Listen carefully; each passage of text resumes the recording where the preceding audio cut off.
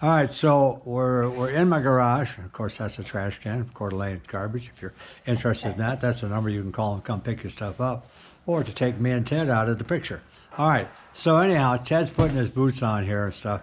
And as I told you guys, we were wanting to continue the talk about bindings. It'll get a little techie, but we think it's critically important to understand some of the functions of a board. So I'm not going to ask Ted now because he's tying his boots up, but your board has 4 basic operational characteristics.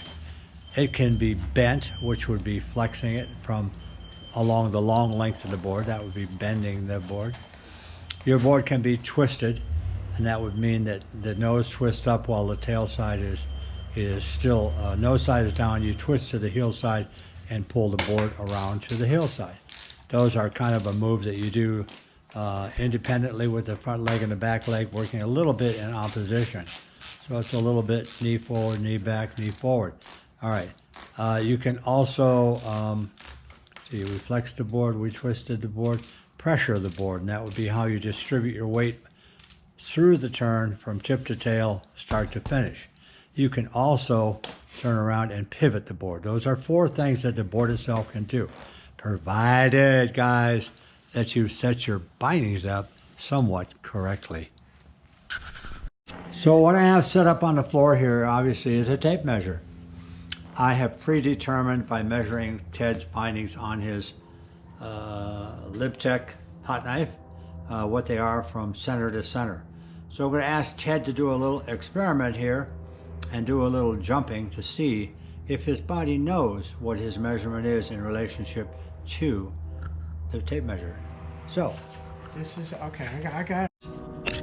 Okay, coming in on this, you guys can see, I'm going to move down, that Ted is centered at the beginning of the tape measure right down to here at about 21 inches. All right, that's what he assumed. Yeah. So Ted's now going to jump 180 degrees to the rear, and then he's going to jump 180 back, and we're going to measure. Okay. So you're going to jump 180. Well, that's way wider than you should be on your board. Yeah, I like wide. Do it again. You don't ride that wide. Why would you land that wide? I don't know. That's a stance. I mean, But that's Tai Chi. I know. But we're now into snowboard, so I got to put my board on, and the bindings will make me stay there. That's interesting, Jim. I want more support when I land, so I go wider. Yeah. Okay. So it doesn't work for you. Okay. Yeah. Normally, for people, we have them jump, turn 3 or 4 times, and then take a measurement in their final one. Okay. But because it Ted's Tai Chi, he tries to... Yep. Okay.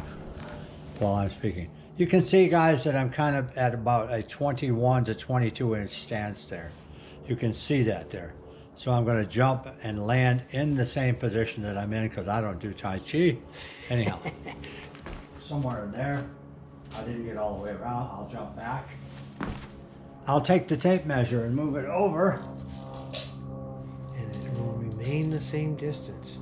And you can see that even though I didn't land on the reference, come in here and focus this down low. You can see that I'm in the inch reference that I told you my stance was. It's right there. Okay? Clear. Okay, cool.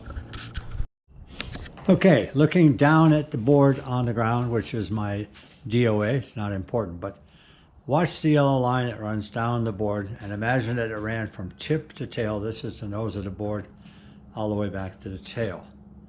That would be called the center line of the board, and there's a fulcrum that allows me to operate this board by being centered in my bindings, equal toe and heel, or at least center of mass over the middle of this board.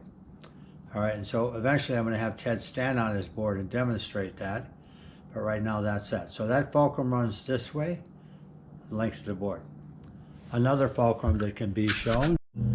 How about I keep my hand here? Is that all right? Yeah, that's all right. So the next fulcrum runs through the center of the board, right through here. And that is where you go heel to toe. So if your bindings are mounted center, you should be able to operate both the toe side and the heel side equally. So Ted, chip it to the toe side. That would be pressure over there. Chip it to the heel side. All right, and this all has to do with your binding being centered across the board, both toe and heel. All right. In this part of the clip right here, Ted is demonstrating heel to toe type movements, so you can see it while he's elevated on a couple of swim noodles. He'll also start to move his hips in a hula hoop type fashion, which is a fore and aft movement, which you can see there. You can see him moving both fore and aft and combining that with the twisting of the board. So you guys can do all of this whenever you need it. In this next clip, you can see that we're moving through heel and toe. The yellow line going up the middle is the line for support over base of support or centerness. And that knee, hip, and all ankle movement must move through in order to change edges. All right, so Ted is now Trying to balance. on the fulcrum area, balancing. So what we see here is the board is in a balanced position. So Ted's now going to go forward, which is towards the nose, leaning. Yep, and the board drops down. This is the position that normally you would be riding in if the slope went down in that direction. So Ted will now shift back to the tail. And this is the position that we see more riders in than not.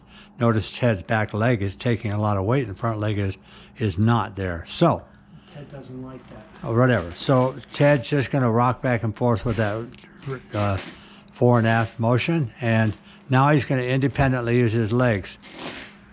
You'll see it. There's a push and a pull in the knees, and that is twisting the board a little bit. So that is one of the planes that we use the board in. So we're going to ask Ted now to tail press the board.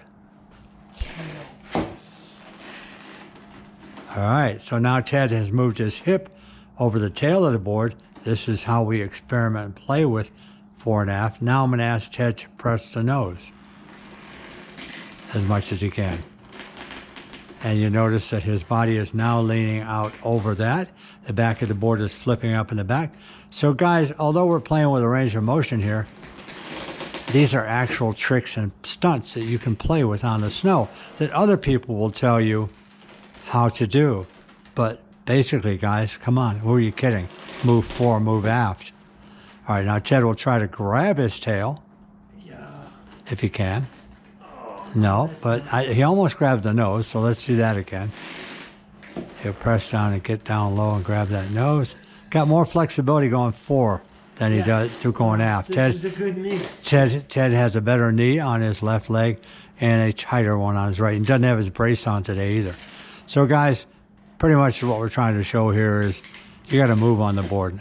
You got to move on the board. If Ted was moving across the board, we showed that earlier. That's the motion that he's making now. Pull one back, join it up and stuff.